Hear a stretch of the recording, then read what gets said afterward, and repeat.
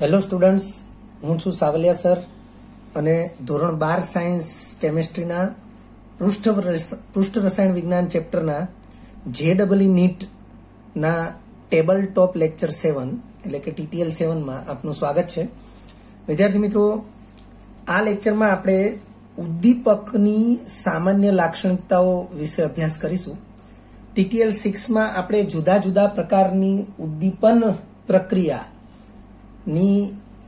ક્રિયાવિધિ વિશેનો અભ્યાસ કરેલો છે અને આ લેક્ચરમાં આપણે ઉદ્દીપકની સામાન્ય લાક્ષણિકતાઓ વિશેનો અભ્યાસ કરીશું.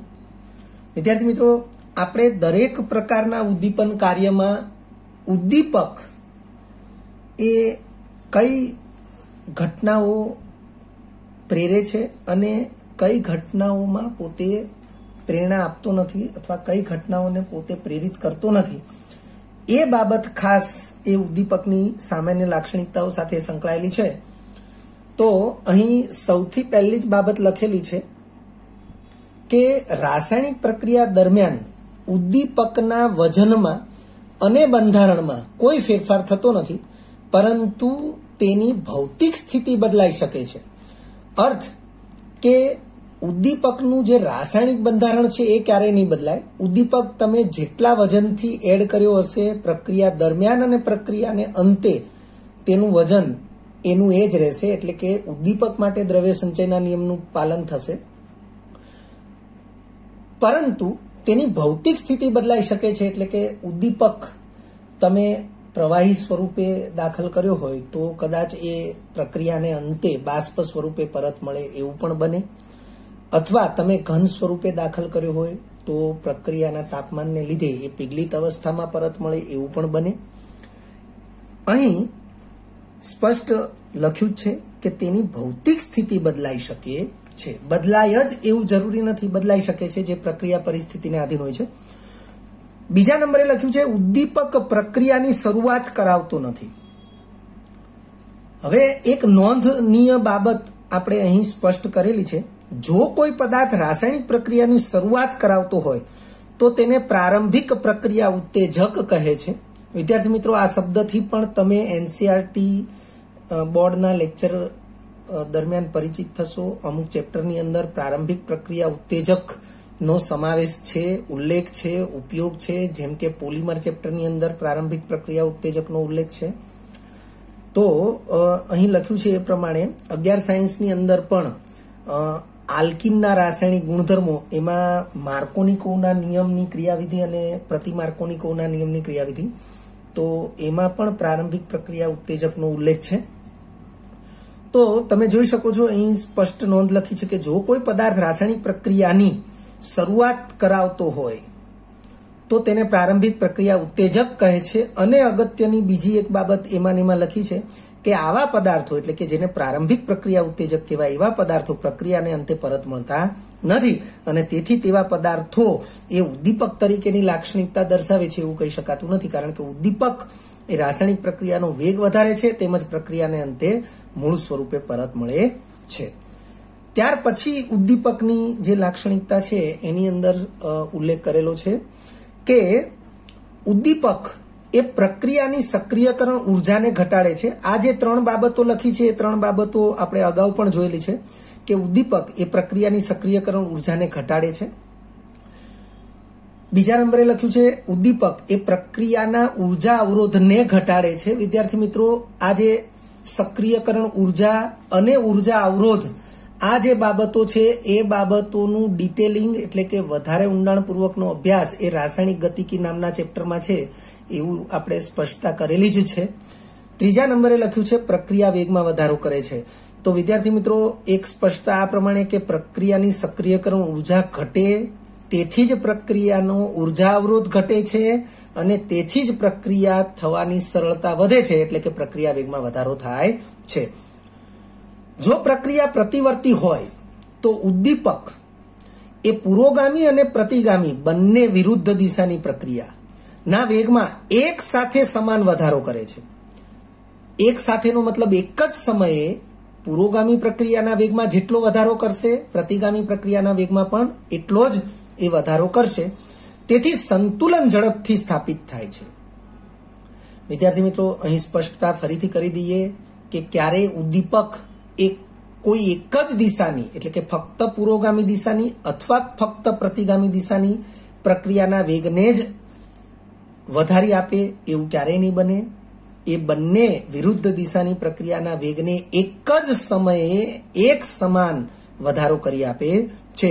અને તેથી પ્રતિવર્તી પ્રક્રિયામાં જો પહેલેથી જ ઉદ્દીપક વાપરવામાં આવ્યો હોય તો તે પ્રતિવર્તી પ્રક્રિયાનું સંતુલન એ ખૂબ જ ઝડપથી સ્થાપિત થાય છે. ઉદ્દીપકથી નિપજના જથ્થા એટલે કે નિપજની સાંદ્રતામાં બદલાવ લાવી શકાતો નથી.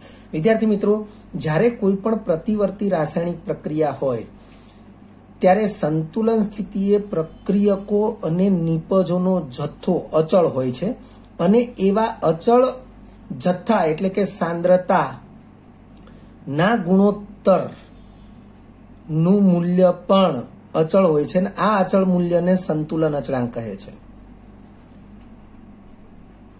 તો સંતુલન અચળાંક બરાબર પ્રતિવર્તી પ્રક્રિયામાં સંતુલન સ્થિતિએ નિપજોની સાંદ્રતા છેદમાં સંતુલન સ્થિતિએ પ્રક્રિયકોની સાંદ્રતા, એને આપણે સંતુલન અચળાંક તરીકે ઓળખીએ છીએ.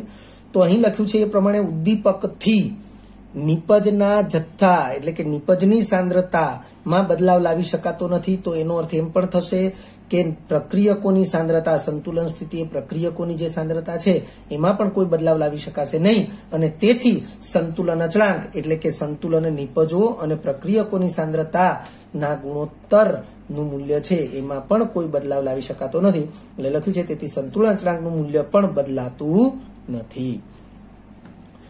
ત્યારબાદ લખ્યું છે ઉદ્દીપકના ઉપયોગથી પ્રક્રિયા એન્થાલ્પી ડેલ્ટા એચ અંશ આર તેમજ પ્રક્રિયાની ગિબ્સ મુક્ત ઉર્જા ડેલ્ટા જી અંશ આર ના મૂલ્યો પણ બદલાતા નથી અથવા એને બદલાવ લાવી શકાતો નથી. વિદ્યાર્થી મિત્રો, ખૂબ જ અગત્યનું વિધાન છે, યાદ રાખો, કારણ કે રાસાયણિક ગતિકી નામનું ચેપ્ટર છે એની અંદર પણ આ બાબતની સ્પષ્ટતા જોવા મળશે. એટલે ફરીથી બોલું છું કે ઉદ્દીપક વાપરવાથી પ્રક્રિયાનો વેગ વધારી શકાય છે, પ્રક્રિયાની સક્રિયકરણ ઉર્જા ઘટાડી શકાય છે, પરંતુ પ્રક્રિયા એન્થાલ્પી ડેલ્ટા એચ અંશ આર અને પ્રક્રિયાની ગિબ્સ મુક્ત ઉર્જા ડેલ્ટા જી અંશ આર ના મૂલ્યો એમાં કોઈ બદલાવ લાવી શકાતો નથી. લખ્યું છે પરંતુ વેગ અચળાંક કે જરૂર બદલાય છે, કારણ કે વેગ અચળાંક કે જે છે એ પ્રક્રિયાના વેગને અસર કરનારું પરિબળ છે. કોઈ પણ પ્રક્રિયા માટે પ્રક્રિયા વેગ બરાબર વેગ અચળાંક ગુણ્યા સાંદ્રતા, પ્રક્રિયકની સાંદ્રતાની યોગ્ય ઘાતાંક, આ પ્રમાણે પ્રક્રિયા વેગ એ વ્યાખ્યાયિત કરી શકાય છે. તો વેગ અચળાંક કેનું મૂલ્ય બદલાતું હોય તો જ પ્રક્રિયા વેગનું મૂલ્ય બદલાશે. એટલે લખ્યું છે ઉદ્દીપકના ઉપયોગથી વેગ અચળાંક કે જરૂર બદલાય છે. ઉદ્દીપક શુદ્ધ અથવા મિશ્ર સ્વરૂપે વપરાય છે. એટલે આ શબ્દનો અર્થ એવો થાય, જો ફક્ત એક જ ધાતુ ઉદ્દીપક તરીકે વપરાતી હોય તો એ શુદ્ધ ઉદ્દીપક કહેવાશે. ક્યાંક મિશ્ર ધાતુ અથવા ધાતુ સાથે ધાતુનો ઓક્સાઇડ ઉદ્દીપક તરીકે વપરાતો હોય તો એ મિશ્ર સ્વરૂપે વપરાયો એવું કહેવાય.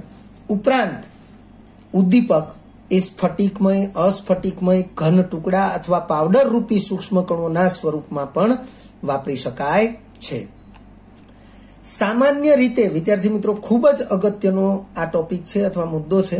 સામાન્ય રીતે તાપમાન વધવાથી ઉદ્દીપકીય ક્ષમતા વધવાને લીધે પ્રક્રિયા વેગ વધે છે.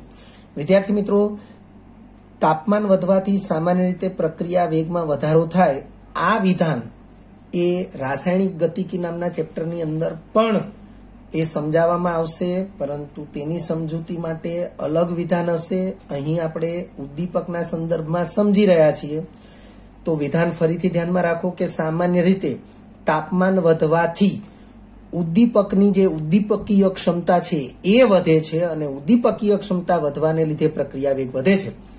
પરંતુ ઉદ્દીપકની કાર્યક્ષમતા એટલે કે ઉદ્દીપકની ઉદ્દીપકીય ક્ષમતા એ તાપમાનની અમુક હદ સુધી જ વધે છે. પછી અમુક હદથી વધુ તાપમાન થાય તો કાર્યક્ષમતા માં ઘટાડો થાય છે એટલે લખ્યું છે પરંતુ ઉદ્દીપકની કાર્યક્ષમતા એટલે કે ઉદ્દીપકીય ક્ષમતા એ તાપમાનની અમુક હદ સુધી જ વધે છે. આ તાપમાનને ઓપ્ટિમમ તાપમાન કહે છે. ફરીથી ઉદ્દીપકની કાર્યક્ષમતા અથવા તો ઉદ્દીપકની ઉદ્દીપકીય ક્ષમતા એ તાપમાનની અમુક હદ સુધી જ વધે છે અને એ જે તાપમાન છે એ તાપમાનને ઓપ્ટિમમ તાપમાન કહે છે. વિદ્યાર્થી મિત્રો, ઓપ્ટિમમ તાપમાન એટલે વિપરીત પરિસ્થિતિ, ખાસ કરીને ઉષ્માક્ષેપક પ્રક્રિયાઓ હોય અને તેમ છતાં ઊંચા તાપમાને વધુ નીપજ મેળવી શકાય એ પ્રકારની સ્થિતિ લાગુ પાડી શકાય તો એ ઓપ્ટિમમ સ્થિતિ કહેવાય છે. એટલે આવા તાપમાનને આપણે ઓપ્ટિમમ તાપમાન કહીશું. ત્યારબાદ ઓપ્ટિમમ તાપમાન વિશે જ આપણે અહીં સ્પષ્ટતા કરી છે કે જ્યાં ઉદ્દીપક તરીકે કોઈ કલીલ પ્રણાલી હોય ત્યાં તાપમાનના વધારાને લીધે કલીલનું સ્કંદન પ્રેરાય છે અને તેથી પ્રક્રિયા વેગ ઘટે છે. તો અહીં લખ્યું કે અમુક તાપમાન સુધી જ ઉદ્દીપકીય ક્ષમતા વધે છે, પછી એનાથી ઊંચા તાપમાને ઉદ્દીપકીય ક્ષમતા ઘટી જાય છે. તો એના માટેની એક સ્પષ્ટ રજૂઆત અહીં કરી છે કે ઉદ્દીપક તરીકે જો કોઈ કલીલ પ્રણાલી હોય તો તાપમાનના વધારાને લીધે કલીલનું સ્કંદન પ્રેરાય છે. સ્કંદન પ્રેરાય તો કલીલ પ્રણાલીનો અર્થ થાય કલીલ કણો. કલીલ કણોની સપાટીનું વિશિષ્ટ પૃષ્ઠફળ સૌથી વધુ હોય અને સ્કંદન થાય તો કલીલ કણો એ સમુચ્ચયિત બને અને એ સ્થિતિમાં તેની સપાટીનું વિશિષ્ટ પૃષ્ઠફળ ઘટી જાય અને તેથી ઉદ્દીપકીય ક્ષમતા ઘટી જાય અને તેથી પ્રક્રિયા વેગ ઘટે છે. ત્યારબાદ લખ્યું છે કે સામાન્ય રીતે વેગ અચળાંક કે, વિદ્યાર્થી મિત્રો, વેગ અચળાંક કે બરાબર a into e raise to minus E upon RT. આ સૂત્ર અત્યારે આપણે સ્વીકારી લેવાનું છે કારણ કે આ સૂત્રનો અભ્યાસ એ પણ રાસાયણિક ગતિકી નામના ચેપ્ટરમાં જ આવશે. ત્યાં એ જે છે એને આર્હેનિયસ અચળાંક કહેવાય છે.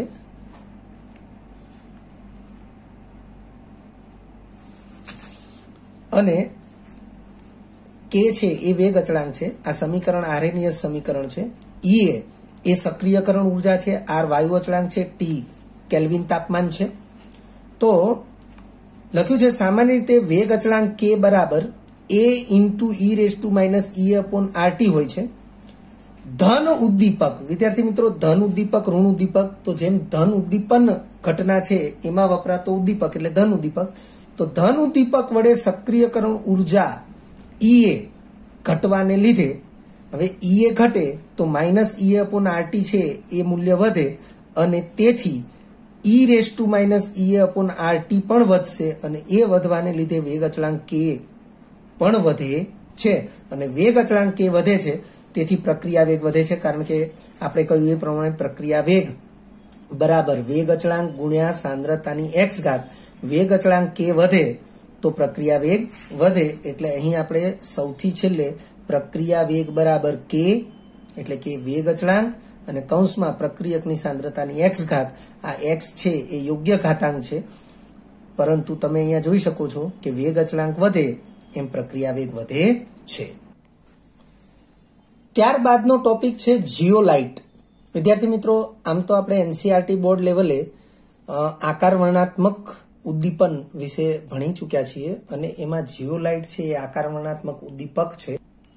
તો અહીં આકાર વર્ણનાત્મક ઉદ્દીપન વિશે આપણે અભ્યાસ નથી કરવાનો, એ અભ્યાસ તો આપણે કરી ચૂક્યા છીએ, પરંતુ જીઓલાઇટ વિશે આપણે થોડું ડિટેલમાં અભ્યાસ કરવાના છીએ.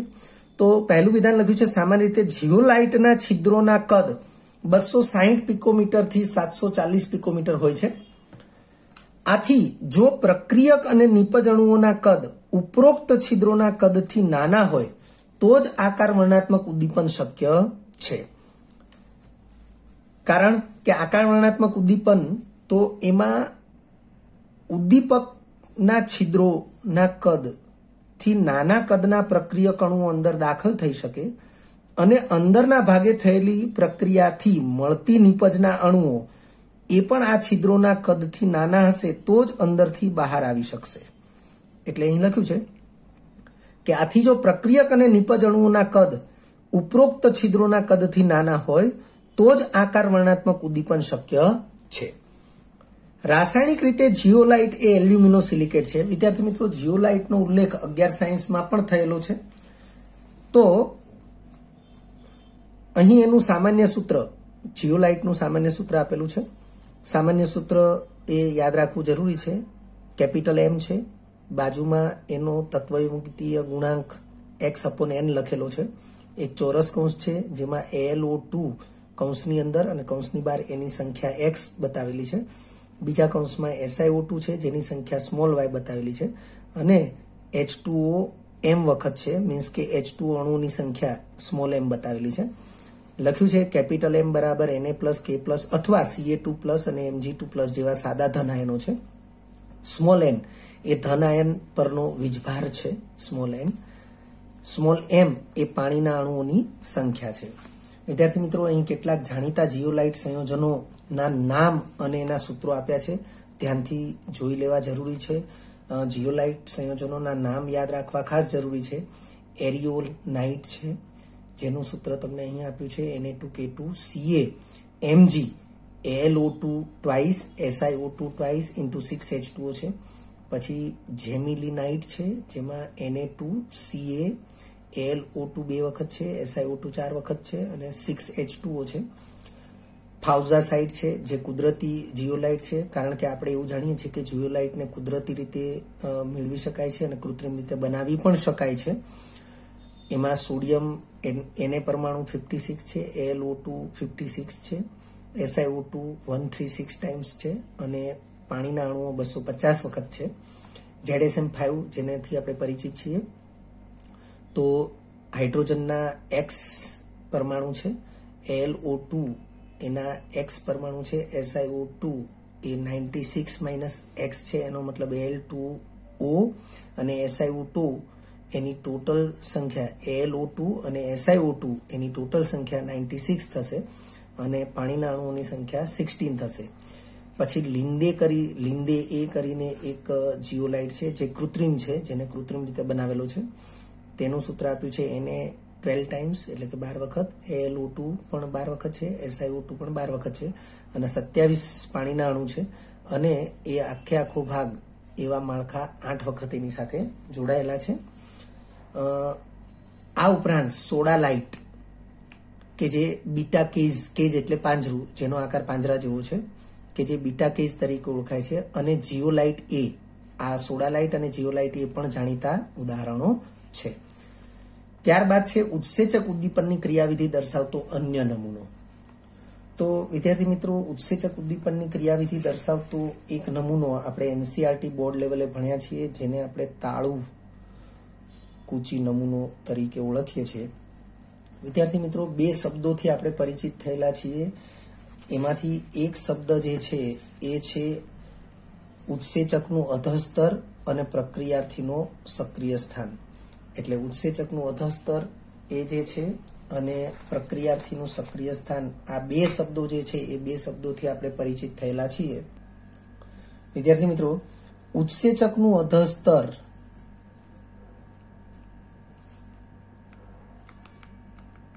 એટલે કે ઉત્સેચકના બંધારણમાં રહેલો ચોક્કસ હિસ્સો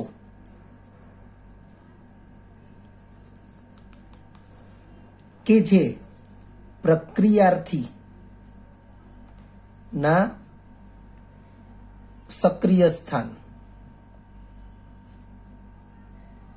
સાથે બંધ બેસે તેને ઉત્સેચકનું અધસ્તર કહેવાય. એ જ રીતે પ્રક્રિયાર્થી નું સક્રિય સ્થાન, તો પ્રક્રિયાર્થીના બંધારણનો ચોક્કસ હિસ્સો કે જે ઉત્સેચકના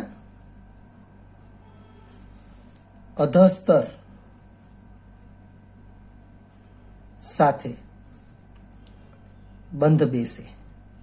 ટૂંકમાં સક્રિય સ્થાન અને અધસ્તર એકબીજા સાથે બંધ બેસે, પરંતુ અધસ્તર છે એ ઉત્સેચકનું પરિબળ છે અથવા ઉત્સેચકનું અંગ છે, એમ સક્રિય સ્થાન એ પ્રક્રિયાર્થી એટલે કે જેને સબસ્ટ્રેટ કહીએ છીએ એનું અંગ છે. એટલે એ બાબતો આપણે એનસીઆરટી લેક્ચરમાં સમજેલા છીએ, પરંતુ અહીં આપણે એને ફરીથી સ્પષ્ટ કરી છે. તો અહીં લખ્યું છે કે પ્રેરિત બંધ બેસતો નમૂનો એ ઉત્સેચક ઉદ્દીપનની ક્રિયાવિધિ દર્શાવતો અન્ય નમૂનો છે. અગાઉ આપણે જે એનસીઆરટી બોર્ડ લેવલે ભણ્યા એ તાળું કૂચી નમૂનો છે, જેમાં તાળું એ પ્રક્રિયાર્થી છે અને કૂચી એટલે કે ચાવી એ ઉત્સેચક છે. કારણ કે ત્યાં આપણે એવી સ્પષ્ટતા કરેલી છે કે બંધ થવાનું કે ખુલવાનું જે પ્રક્રિયા છે એ તાળું અનુભવે છે. તો તાળું એ બંધ થવાનું કે ખુલવાની પ્રક્રિયા અનુભવે છે, એટલે જે પ્રક્રિયા અનુભવે એ પ્રક્રિયાર્થી, અને ચાવી એ પ્રક્રિયા કરાવે છે. એટલે ચાવી જે છે એ તાળું ખોલ્યા પછી કે તાળું બંધ કર્યા પછી એઝ ઇટ ઇઝ રહે છે, એટલે આપણે એને ઉત્સેચકનું અધસ્તર કહીએ છીએ. પણ ત્યાં આપણે એવું સમજાવેલું કે ચોક્કસ તાળા માટે ચોક્કસ ચાવી હોય, સામસામે દઢ આકાર બંધ બેસતો આવે તો જ તાળું ચાવીથી ખુલી શકે. એક ચાવી કોઈ એક તાળા માટે લાગુ પડશે પણ અન્ય તાળા માટે એ નકામી નીવડશે, તો એ સામસામે દઢ આકારને કારણે છે, જે ઉત્સેચકના વિશિષ્ટ ગુણધર્મને રજૂ કરે છે. પરંતુ અહીં પ્રેરિત બંધ બેસતો નમૂનો છે એ પણ સમજવો જરૂરી છે. તો લખ્યું છે આધુનિક ક્ષ કિરણ સ્ફટિક અભ્યાસ અને સ્પેક્ટ્રોસ્કોપિક પદ્ધતિઓ. આ બે પદ્ધતિઓ જે છે એ ક્રિયાવિધિને સમજાવતી પદ્ધતિઓ છે. તો લખ્યું છે આધુનિક ક્ષ કિરણ સ્ફટિક અભ્યાસ અને સ્પેક્ટ્રોસ્કોપિક પદ્ધતિઓ દર્શાવે છે કે ઘણા કિસ્સાઓમાં ઉત્સેચકનું અધસ્તર એ પ્રક્રિયાર્થીના સક્રિય સ્થાન સાથે બંધ બેસતું હોતું નથી. આપણે લખ્યું છે કે અહીં બંને એકબીજા સાથે બંધ બેસતા હોવા જોઈએ, પરંતુ ઘણા કિસ્સાઓમાં એ સામસામે બંધ બેસતા હોતા નથી. આથી જ્યારે અધસ્તર એટલે કે ઉત્સેચક એ સક્રિય સ્થાન ઉપર ઉતરાણ કરે, એટલે કે પ્રક્રિયાર્થી ઉપર ઉત્સેચક ઉતરાણ કરે, ત્યારે ઉત્સેચકની પ્રેરણાથી સક્રિય સ્થાન આકાર બદલીને અધસ્તરને બંધ બેસતું થાય છે. ત્યારે ઉત્સેચકની પ્રેરણાથી સક્રિય સ્થાન આકાર બદલીને અધસ્તરને બંધ બેસતું થાય છે. ઉત્સેચક ઉદ્દીપનની આ ક્રિયાવિધિને પ્રેરિત બંધ બેસતો નમૂનો કહે છે. એનું એક ઉદાહરણ આપણને સમજાવવામાં આવ્યું છે. દાખલા તરીકે હાથ મોજું. તો હાથ મોજું છે એ સક્રિય સ્થાન તરીકે એટલે કે પ્રક્રિયાર્થી તરીકે વર્તશે, જ્યારે હાથનો પંજો એ અધસ્તર એટલે કે ઉત્સેચક તરીકે વર્તશે. તો અહીં એવી સ્પષ્ટતા કરી છે કે કોઈ હાથ મોજું છે, હાથમાં પહેરવાનું મોજું એ પડ્યું છે, તો આપણને એવો તો ખ્યાલ આવી જ જાય કે આ હાથમાં પહેરવાનું મોજું છે, પરંતુ આપણે એ હાથ મોજું છે એના આકારમાં આપણે ગમે તે રીતે એનો આકાર બદલી શકીશું. પણ જ્યાં સુધી એની અંદર આપણે હાથનો પંજો દાખલ નહીં કરીએ ત્યાં સુધી એ હાથ મોજું એ હાથના પંજા જેવો દઢ આકાર એ ધારણ કરતું નથી. એટલે અહીં હાથના પંજાની પ્રેરણાથી તે હાથ મોજું એ સ્પષ્ટ હાથના પંજા જેવો જ દઢ આકાર ધારણ કરે છે. તો અહીં લખ્યું છે કે હાથ મોજામાં હાથનો પંજો દાખલ કરીએ ત્યારે જ તે બંધ બેસતો આકાર ધારણ કરે છે. આમ અહીં અધસ્તર એ સક્રિય સ્થાનને પ્રેરિત કરીને સંપૂર્ણ બંધ બેસતું બનાવે છે, પછી જ રાસાયણિક પ્રક્રિયા શક્ય બને છે. ફરીથી, આમ અહીં અધસ્તર એ સક્રિય સ્થાનને, અધસ્તર એ ઉત્સેચકનો પરિબળ છે, એ સક્રિય સ્થાનને પ્રેરિત કરીને, સક્રિય સ્થાન એ પ્રક્રિયાર્થીનું પરિબળ છે, પ્રેરિત કરીને સંપૂર્ણ બંધ બેસતું બનાવે પછી જ રાસાયણિક પ્રક્રિયા શક્ય બને છે. વિદ્યાર્થી મિત્રો, જો તમને આ વિડીયો લેક્ચર ગમ્યો હોય તો લાઇક આપજો, શેર કરજો અને સબસ્ક્રાઇબ પણ કરજો. અગાઉના લેક્ચરનું રિવિઝન અને પાઠ્યપુસ્તકનું વાંચન કરતા રહેજો. આ લેક્ચર અંગે કોઈ પણ ડિફિકલ્ટી હોય તો મને વોટ્સઅપ કરી શકાય. આભાર. ફરી મળીશું નવા વિડીયો લેક્ચરમાં.